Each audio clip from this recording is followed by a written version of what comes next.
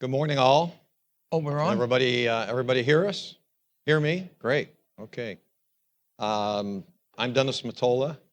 Um, this man needs no introduction.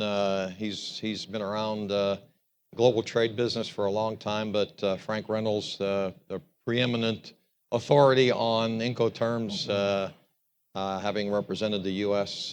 In Incoterms before the ICC for the last 3 revisions. So we're honored to have Frank here with us today.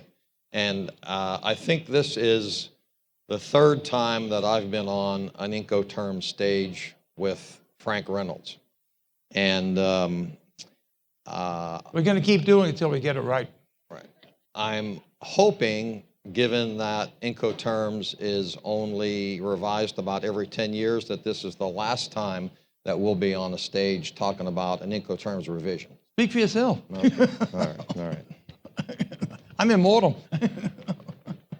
So we have only, I'm told actually we actually have a little bit better than 30 minutes, so that's a good thing. But I want to make this informative as possible, maximum takeaway for everyone.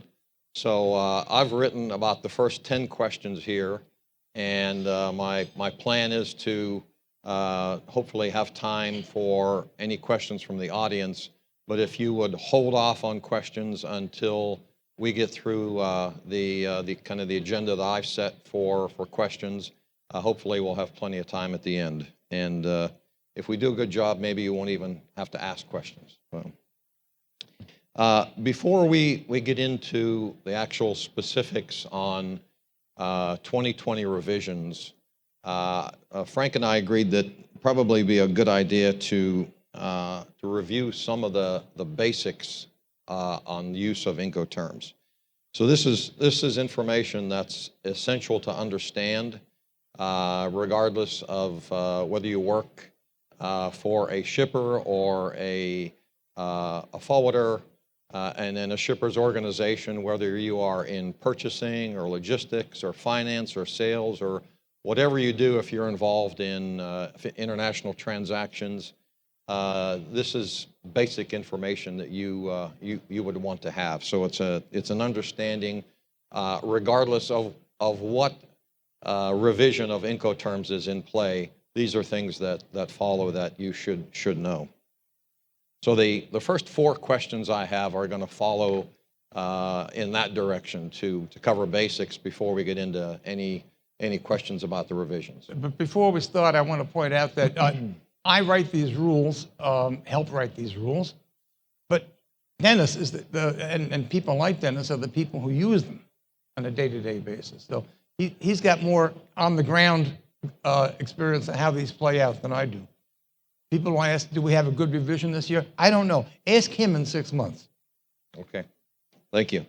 So first question, Frank, what are the various key factors that buyers or sellers would want to consider in selecting the appropriate Incoterm for their sales contract? What are those basic things? Well, first of all, you have risk distribution for the contract goods between the seller and the buyer. By the way, we're using the term seller and buyer because once you get into shipper, then we get gray area because in some cases the buyer is the shipper. So risk distribution would be one. The selection of service providers, carriers, forwarders, insurers, that's another important consideration. Compliance, another important consideration. Export compliance, import compliance, compliance with carrier required cargo safety requirements, that's another issue. And the documents that result from the execution of a transaction, if you're using payment terms like letters of credit, that becomes important as well. And finally, cost. So it sounds like all of those disciplines that I talked about that need, they all need to be talking to each other, right? Right. This can't be, selection of Incoterms can't be done in a vacuum where just some buyer decides, I'm going to pick this one because I like those particular letters. There's got to be engagement very early on certainly to make sure that there's no gaps or no overlaps, right? Especially with breakbulk, where you're trying to marry huge pieces of cargo with transportation. I mean, your arrangements have to be down to the level of choreography to make it work. And now, full container shippers, fine. All we have to do is get the container to the container yard and we're off and running. But with you folks, it's a lot different. I like that choreography. I like that use. I'm going to remember that one. So the second part of that question is the proper means for applying the use of Incoterms in a sales contract that's going to work to both the seller's and buyer's best advantage, so that at some point there isn't a dispute, but if there is a dispute, the terms would have been properly applied in the sales contract. What are your recommendations there? Well, I guess the most important recommendation, which is pure common sense. In fact, a lot of these Incoterms are common sense. Be precise in identifying the locations where things happen. Right. Okay. Using a port as a place might be a good place to start a transaction, but you don't deliver huge pieces of cargo to a port. You deliver it to a place at a specific place at a port, and there can be the world of difference in risk and cost differences between one place and another, even in a single port. Then there are customs of the port that you have to consider too. Ports manage inbound and outbound cargo differently. And then some Incoterms, F Incoterms, those begin with the letter F, would generally favor informed buyers over informed sellers. Terms beginning with the letter C generally favor informed sellers over informed buyers. And everyone seems to meet in the middle when you get down to D terms, which couple transportation and risk for the condition of the goods. And they seem to be everybody's second favorite group of terms. That sounds like a whole separate seminar unto itself, which you happen to be doing tomorrow, I'm right? doing one tomorrow, which is sold out, but I'll be doing another in Houston in the first week of December. All right. So with regard to application of Incoterms in a contract, how are those applied? Are there nations anywhere, to your knowledge, that Incoterms are applied other than through a contract, where maybe they are applied through national law or regulation? No. To my knowledge, there aren't any Incoterms embedded in law. And the reason for that is that governments like to use terminology that they control when they write their regulations. We revise Incoterms whenever the need arises to bring them up to date with current trade practice. We can do that because they're not law. We don't have to go through a legislative process. But when we do that, if governments were to reference Incoterms in their regulations, they'd have to change their regulations every time we revise Incoterms. They're not going to do that. So the answer is no. How do you specify them? Ideally, select the 3-letter abbreviation for the Incoterm you want to use, a precise location, and the more precise, the better, and then the version you're using. And that's important now because there'll be some transition from Incoterms 2010 to Incoterms 2020. Actually, parties could use any version of Incoterms they chose. If you could find a copy, you could use Incoterms 1936, although you'd be the only people on the planet who understand what they are, but it's possible to use them. So last question before we get into specifics about 2020, Frank, and the use of, or let's say the benefits of using or referencing Incoterms in a sales contract versus perhaps companies that have their own proprietary terms, or for whatever crazy reason make no reference at all with regard to issues of point of delivery, risk of loss, and costs. Some usually giant companies will take an Incoterm and twist it around to best suit its purpose. And they're free to do so, but the problem is the more you deviate from these definitions, the greater the possibility of uncertainty. What we like about Incoterms is they're widely known, they're widely translated, they've been around, they've got gravitas, they've been around since 1936. So if you use them in a contract and then a question comes up, a dispute or a possible dispute, then everybody has widely understood, clear definitions about who does what and when and how and at what price.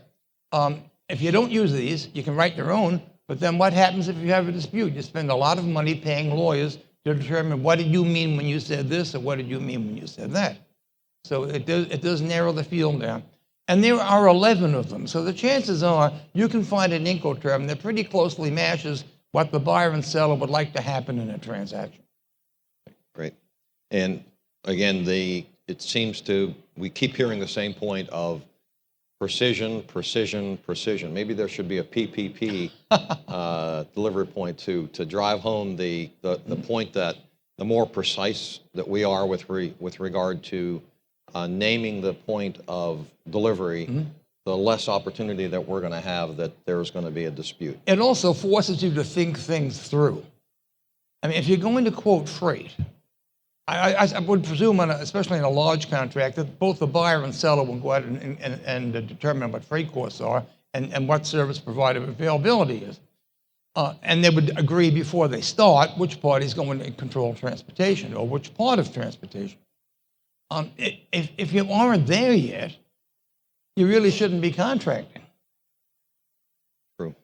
So the nice thing about the precision with the Incoterms forces the parties to think things through to the actual how do we do it level. Frank, do you have we'll get more specific now on the 2020 revisions. Do you have an opinion on the overall impact of the 2020 revisions versus the 2010 and 2000 and 1936 that you were all part of? Take that back. You were only part of the last three. So the 2020, 2010, 2000. I'm going to ask people like you in about a year. The way things have normally, as a trend line, 1990 was a huge revision for Incoterms. That is when we brought the matching columns in place, which is a tremendous aid in using an Incoterm. Seller responsibilities versus buyer responsibilities in a matched set of 10 tasks per Incoterm. 2000 we thought was just a tidying up revision after the major 1990 revision. We were wrong. One of the things we did in 2000 was we redefined free carrier. Free carrier is now a very widely used and easy to understand term. We didn't realize we struck gold when we did 2000 revision. So again, we thought it was minor, it turned out to be major. 2010 was major. We killed 4 Incoterms, we invented 2 new ones. We went from 13 to 11. Big changes. So here we are at 2020. We made some changes. Some of them are significant. Some speak to insurance. We developed a gimmick for trying to reconcile the FCA term with the onboard bill of lading requirement found in many letters of credit. It's a kind of a backhanded way, but we have it there anyhow. We've realigned the tasks in the same order that people would be thinking of when they put a contract together. So there are changes. I don't know how significant they are, and I won't until you tell me a year from now whether they work or not. Okay. So you've already answered part of my second question. We had 11, or we have 11 now with the 2010 revision. We still have 11 with the 2020 revision. In your opinion, or having sat through the discussions with the committee on forming the revisions, what would you think is the single takeaway with regard to what they were trying to accomplish, and what was most significant? If you had to pick one thing. This version is far more user-friendly than previous versions. And the reason being that we opened up the drafting committee with people like me who helped write these rules. We opened it up to the point where we now have representation from China, Australia, Turkey, and the US, and of course Europe. So that we got out of the a bit out of the Eurocentric mode. We also had more trade people for the first time. Up until now, I was the only trade person. Everyone else was a lawyer. We now have three trade people involved in the process. Right. So it should reflect to a greater extent what the users encounter when they select an Incoterm, as opposed to the way the lawyers think about drafting a contract. So we think we made them more user-friendly. That would be the biggest overall contribution.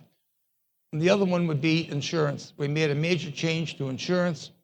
The default obligation for the CIP Incoterm, that's the omnimodal Incoterm, has gone from minimum coverage to maximum coverage, which could be extremely important. Okay. So you author a book. I think you've done it the last 3 revisions. Thank you. Incoterms for Americans, I think is what it's called. I like to refer to it as Incoterms for Dummies, because the U.S. seemingly has lagged behind in understanding trade and delivery terms, and we still have the confusion yet today of UCC terms and Incoterms, although companies some companies have taken steps to change over to the use of Incoterms in 2010, whenever Incoterms became more suitable for U.S. domestic transactions or domestic transactions in general. So with regard to the 2020 revisions, Frank, is there anything specific with regard to U.S. domestic, using Incoterms for U.S. domestic trade that were significant with these changes with 2020? Probably not. Now, the UCC terms were last revised in 1962, so they do not reflect current practice. They're not widely understood at all. People use them as pricing terms rather than realizing that there are actually delivery and subsequent obligations on the parties when they use them. And also in the UCC, they've taken the FOB term and they made it mean everything to the point where it means nothing. Okay. Now, there are 6 UCC terms. One of them describes a bill of lading, so there were really only 5 operating UCC terms. There are 11 Incoterms that are revised this year. Which ones do you think would be more current? Which ones do you think would be more precise, 11 versus 5 old ones? So we haven't done much to address domestic use in Incoterms because we don't have to. The alternative is so obsolete and so misunderstood by Americans, even in domestic business, that for purely convenience reasons, large American companies are shifting to purchase domestically on Incoterms. So they've got one common platform of shipment and delivery terms they can use throughout their entire company. Yeah. One of the things you mentioned was that the 2020 revisions are a bit more informative. I believe the ICC has done away with the other Incoterms book, the Guide to Incoterms, is no longer published. Is that? I don't know. There have been some major changes to the ICC lately. This version of Incoterms was sent out as a Cecil B. DeMille production. I mean, everybody on the planet knows there was a change in Incoterms, highly publicized. The management of ICC has changed to be much more outreach than the former Eurocentric crowd. So there may or may not be a guide to Incoterms. There are a lot of distance learning products that ICC now offers, and then things like wall charts and such. So there'll be a lot more consumer aimed products. The big thing, though, is the introduction. We had a problem. The former versions had a very densely written legal introduction up until 2010. Then we shrunk it down to the point where there wasn't very much at all. We've now reopened it to a large introduction written by the world's foremost living Incoterm authority, a guy named Charles de Batista. He's an English barrister, and he has the gift of being able to write the way he speaks. So when you get your book, please read the introduction. It's a joy to read. It's very simple, and it gets everything done. Frank, we talked a little bit earlier about the F terms and what I'll call confusion on selecting the appropriate F term contingent upon the type of transportation you're going to buy, whether it be a container, roll on, roll off, or breakbulk, lift on, lift off, roll on, roll off, whatever. Can you go into a little bit about what you think was accomplished with regard to some clarifications if nothing else with regard to FCA, but you can talk on any of the terms. The big change was 2010 when we took the omnimodal terms and separated them from the marine-only terms. Biggest problem is when people use the marine-only terms inappropriately. FOB, airport, FOB for container shipments, for example. People who ship in a container do not load the vessel. You bring your full container to a container yard, and that's the end of the story. Now, with breakbulk cargo, project cargo, you have, F terms are always challenging because you have to marry huge pieces of indivisible cargo that are on the seller's control with a vessel that's on the buyer's control and somehow get them at the same place at the same time, following the customs of the particular port and getting that vessel somehow loaded, whether it's free in or liner in terms. So you're always going to have a bit more confusion. Now, what we might have done to help is one problem you encounter when using the omnimodal terms is that the seller delivers prior to vessel loading. And that's appropriate for most forms of transportation. Problem, though, is letters of credit generally insist upon onboard documentation in order to pay. Typical text would be full set of clean onboard freight collect ocean bills of lading, So the banks want one thing, the delivery point between the buyer and the seller is another.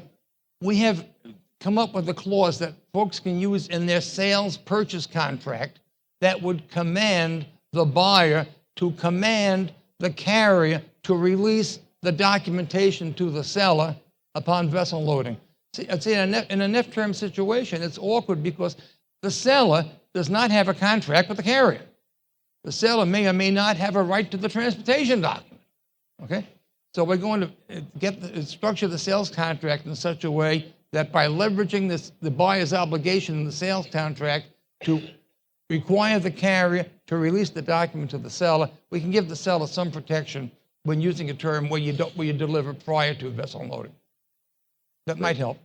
Right. Because if you can use the FCA term, you can use a whole array of different places rather than next to a ship or on a ship.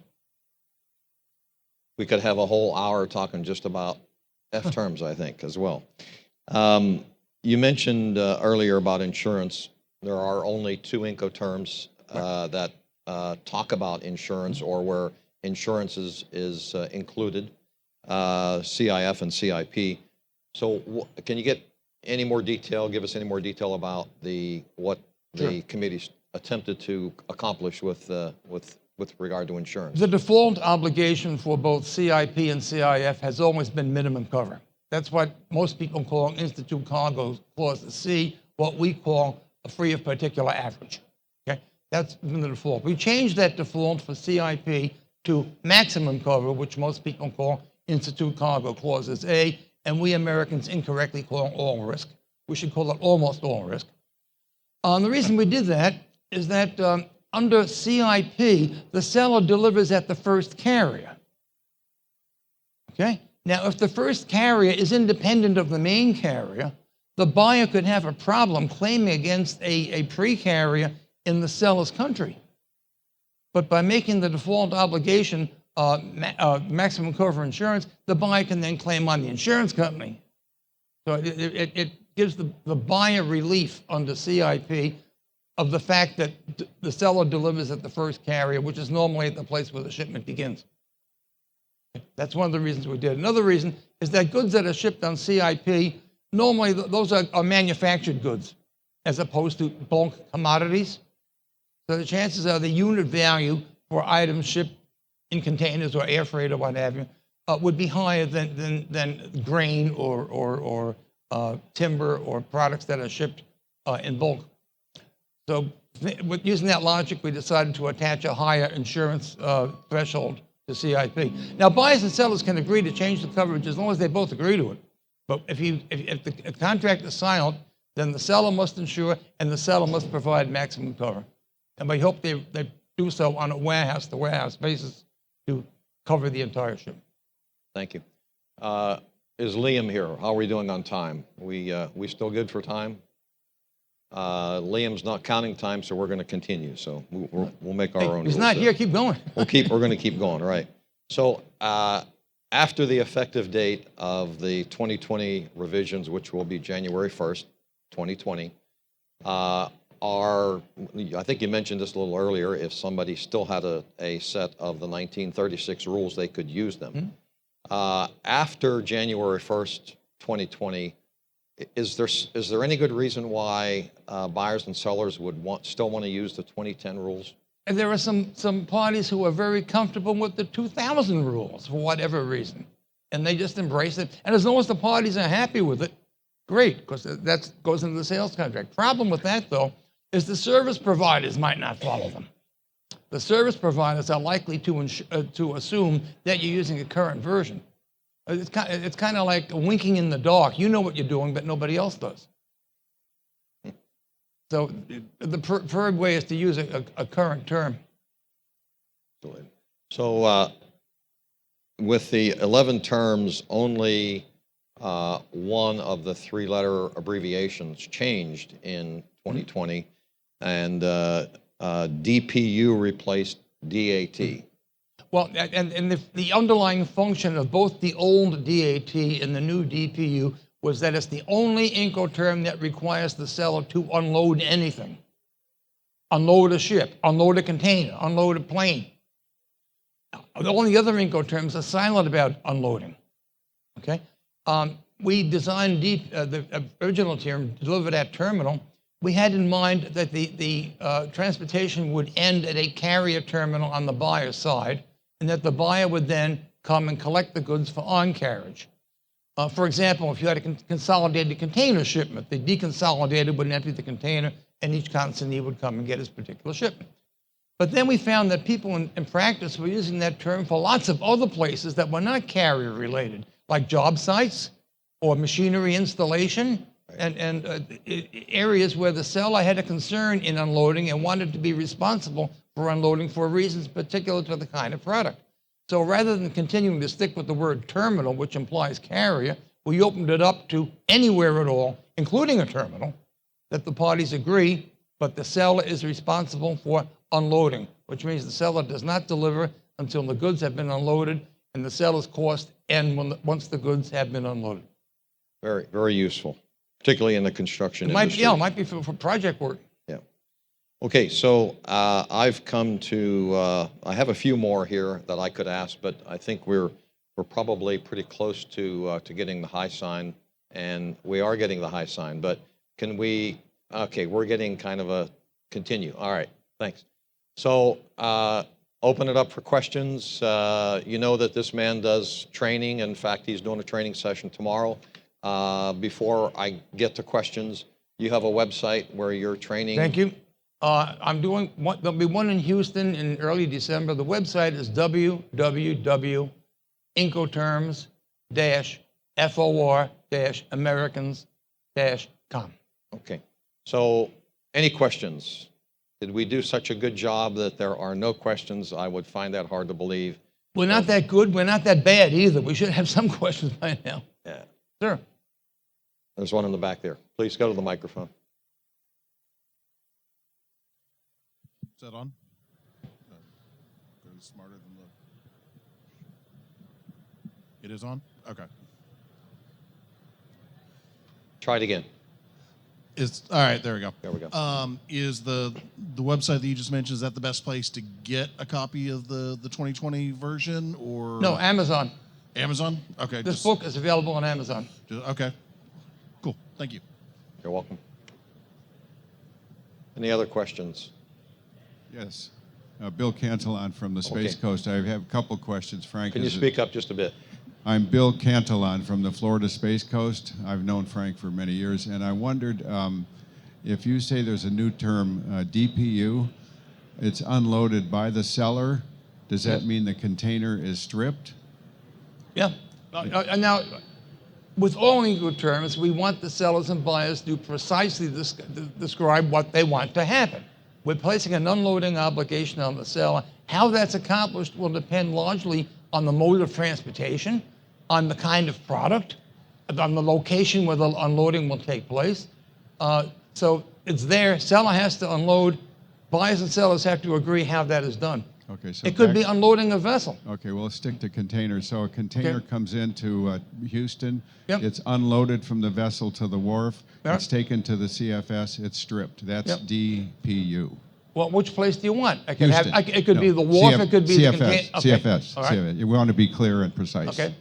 Yeah. So that's it. Okay. And it's got to already have a customs release in the ACE portal. Well, you have two issues here. You have import clearance and you have the transportation obligation of the seller under the term, okay? And they're not always Well, that's happening at the same completed. place. Okay, liner terms, it's completed to the CFS. Okay, and now we're Okay. talking a customs hold because you didn't file your ISF. Right. Now, where was the place? What place did you specify? Houston CFS. Okay, so the seller's going to pay all the transportation costs to the container freight station. It didn't get to the container freight station because the customs interdicted the container. No, That- it's at the CFS, but there's a hold on the cargo. So it hasn't been unloaded. It's unloaded into a. It is bonded- unloaded. Well, if bonded it's unloaded, CFS. then the seller's comply with his obligation, and the buyer has to take it from there. Take that around, though. Supposing it never got to the container freight station because customs stopped it before it got there. In that case, the buyer would be at risk because he hadn't done what he's supposed to do, i.e., clear customs to enable the seller to complete delivery.